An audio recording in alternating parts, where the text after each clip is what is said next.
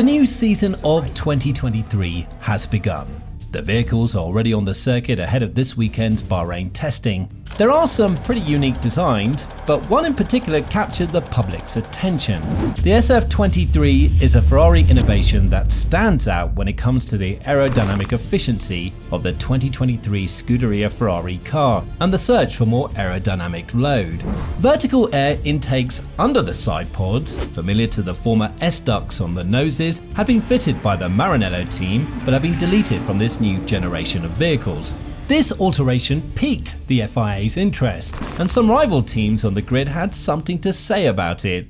Now relax, and let's get started with this video.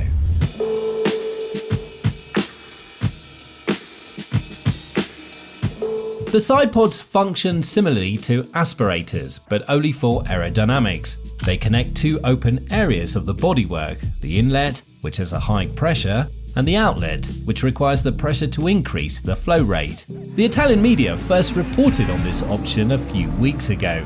It's now been confirmed by qualified sources in Maranello for Formula 1, and in the case of Ferrari, which is a one-of-a-kind, the entrance is located on the inside of the undercut, exactly next to the chassis.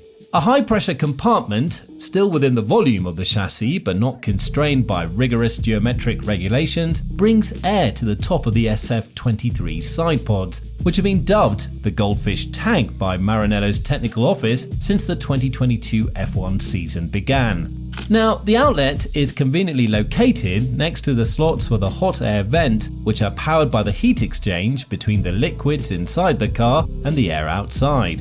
Hot air is normally quite slow and has little energy, so it should be sped up as much as possible. This is exactly what the new S-duct on the SF23 car is supposed to do: accelerate the air traveling into the lower half of the rear wing and the beam wing, increasing the aerodynamic stress at the rear. Ferrari is confident that the approach is legal and believes that it will be difficult to replicate on other vehicles since a lot of work is required on the chassis and cooling design, which are difficult to change in the middle of a season, especially in this budget-constrained period.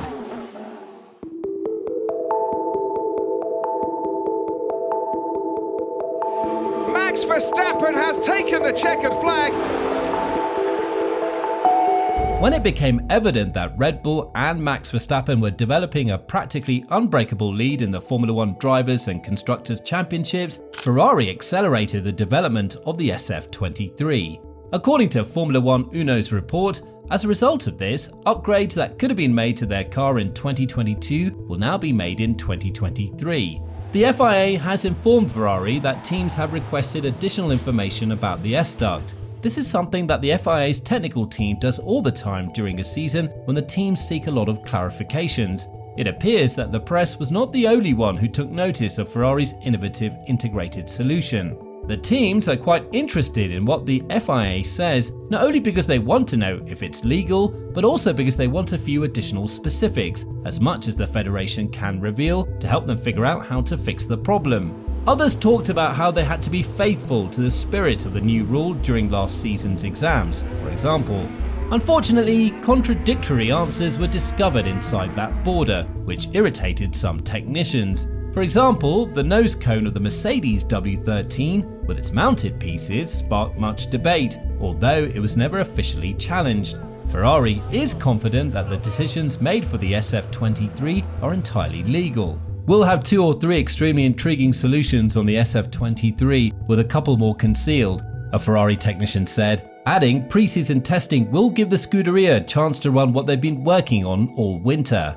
Frédéric Vasseur is overjoyed that production on the 2023 Challenger has concluded in Maranello, and he appears to have high hopes for the forthcoming season. However, he did stress that the most crucial thing the team needs to improve is the engine's reliability. He also stated that if the team did not address these issues in the final stretch, they would have a difficult time defeating Verstappen and Red Bull. If you don't have the reliability, then you're not able to do these 3 days, and then you start on the wrong foot. We have done the mileage we needed to do on the dyno, and we're all optimistic, but only Bahrain will tell us where we are in terms of engine performance. So far, it's okay.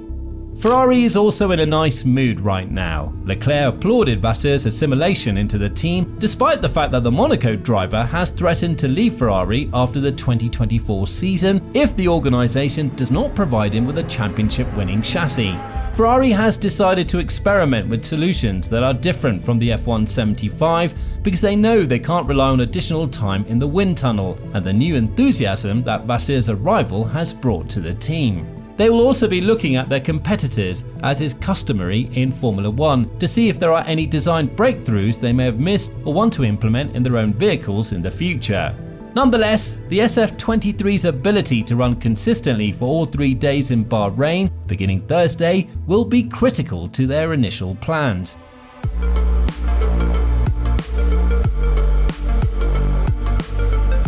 The Italian team received their first true taste of the track at their home track, Fiorano. Their first aerodynamic setup was unexpected. Even if the change was minor, Leclerc was the first driver to employ a medium-load wing with a 2022 specification on the new Ferrari vehicle. This specification was thereafter widely adopted on the F175, despite the fact that the tracks were substantially different from Fiorano and required more than a medium-high load. It's common practice to employ highly weighted items during shakedowns. There are 2 probable outcomes. Ferrari may have had a high-load wing for Scuderia that they didn't want to exhibit, so they used the old Bahrain specification.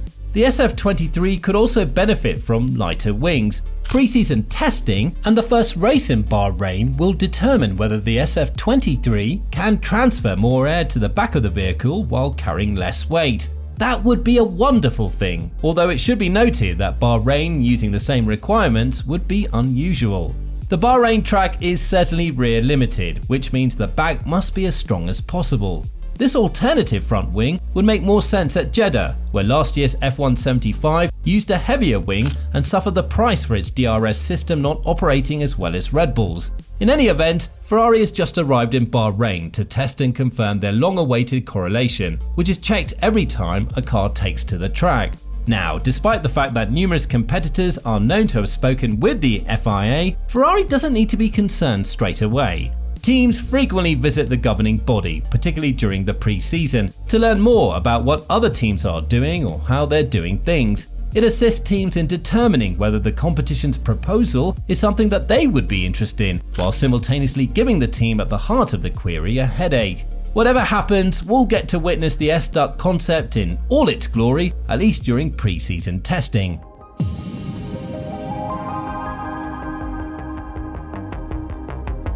It's obvious that scandals have always been a part of motorsport, and Ferrari is no exception. While the S-Duct was eventually found to be legal, it provoked a heated controversy among fans and teams alike. Regardless of the controversies, Ferrari is still a premier team with a long history in the sport. With the 2023 season approaching, Ferrari fans will be hopeful for their team to make a comeback and compete for the championship once more. And now that Red Bull can't make any more mistakes because they're over the budget cap, and Mercedes is attempting to reclaim first place with 2 concepts for the W14, Ferrari has entered the fray with new ideas that are ideal for the iconic team.